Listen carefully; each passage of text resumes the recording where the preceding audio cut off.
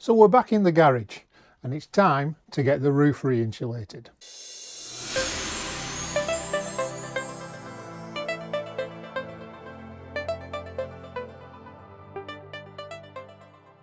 Hi, I'm Chris and welcome to the Handyman at Home channel. It's now mid-October and the garage is starting to get quite a bit colder. The main reason for which, apart from the weather of course, is the fact I stripped out a whole load of insulation from the roof before I strengthened it in order to put some solar panels on top. That was back in March this year, and I've posted a couple of videos which detail the process. One, the actual installation of the solar panels, and two, strengthening the roof with these additional joists to take the weight. If you haven't seen those, have a look in the description. I've put links to both. So what I need to do is insulate the 6 inter-joist gaps and then finish it off with some sort of covering. So when I originally did this about 15 years ago, I basically threw in some fiberglass loft insulation in between the joists, supported by some crash barrier netting which was left over from a project at work. And if you're wondering why there's such significant gaps, is at the time the loft insulation came in standard pre-cut widths, and consequently when your joists aren't on an equal distance across the roof, then you end up with all sorts of gaps, which is partly why I then covered it all with an aluminized bubble insulation to try and cut some of those gaps out and give an extra layer of insulation. And to be honest, it's worked pretty well. When we had the roof replaced back in May last year, one of the things I was really quite pleased about was the fact that there was no trace of any condensation on the underside of the plywood. The roof was actually redone due to a leak through the felt at the front of the garage. Now, I guess that might be because the fact that this insulation is a pretty loose fit. There's a decent air gap above it, and there's also air gaps on either side which help keep the air moving and thus stop condensation forming. And you might argue, well, that means that the insulation isn't as good as it could be, and that's probably the case. But at the end of the day, it's only a garage, and my aim was to make it a little bit warmer. So what to do this time then? Well, originally I had some grand plans of replacing it with PIR throughout, and then maybe plasterboarding the ceiling and installing some new lighting, ending up with a flash new garage workshop. But then I looked at the cost and the time involved and I thought, nah, can't be bothered. So what I'm going to do is pretty much the same again. Got some loft insulation, pack that into the gaps, support it with some crash barrier netting. I've still got some left. And then I'm hoping to salvage some of the aluminized bubble wrapping that you can just see at the back there that I saved when I took it off originally, and use that to cover over. It won't do it all, so I'll have to buy some new, but hopefully it'll keep the cost down. I think I paid about £37 for a full roll of this Nauf insulation, if that's how you pronounce it. So that should do, and I think again the aim is just to make it a little bit more comfortable during the winter.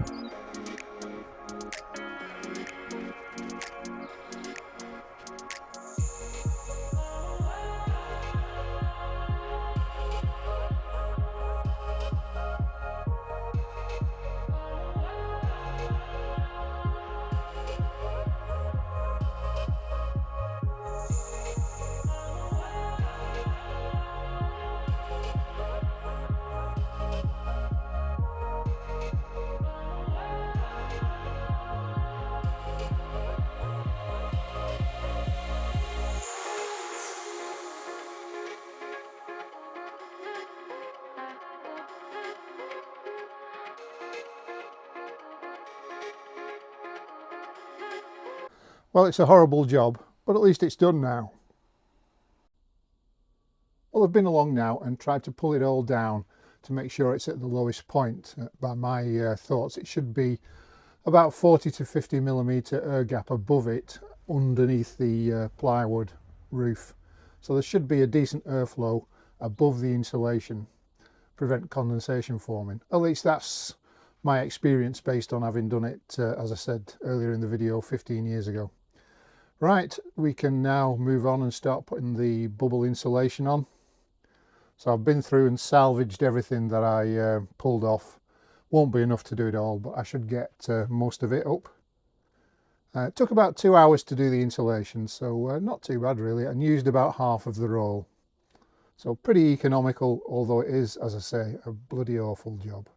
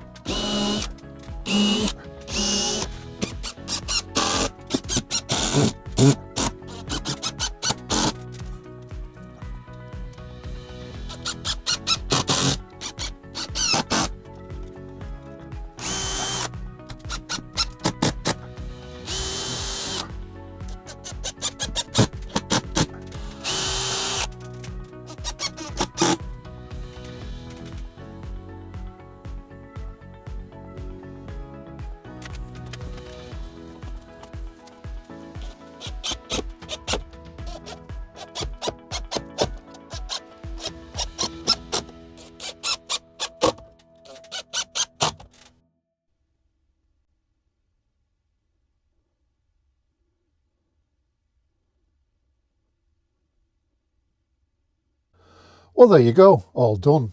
By no means perfect, I'll accept that, but it's good enough for me. By the time I've got a heater in, this place is reasonably warm, just trying to take the chill off the place. Now, if you're wondering what's going on with all of these cables up here, why these still aren't sorted out, right at the start of the project I took a conscious decision not to feed the cables through the joists, drilling holes in each joist. Having gone to a lot of trouble in putting doubled up joists in, I didn't see the benefit of then drilling holes through them to feed cables.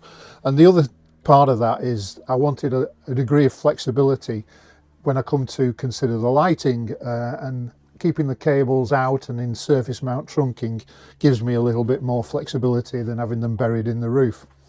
And on the lighting, I have a question for everybody. I'm currently in the process of weighing up whether I should go for LED tubes or LED panels. There's pros and cons to both. So if anybody's got any strong views, any experience, what they think is best, these are LED replacement tubes in a fluorescent fitting. I did a video on that about a year ago.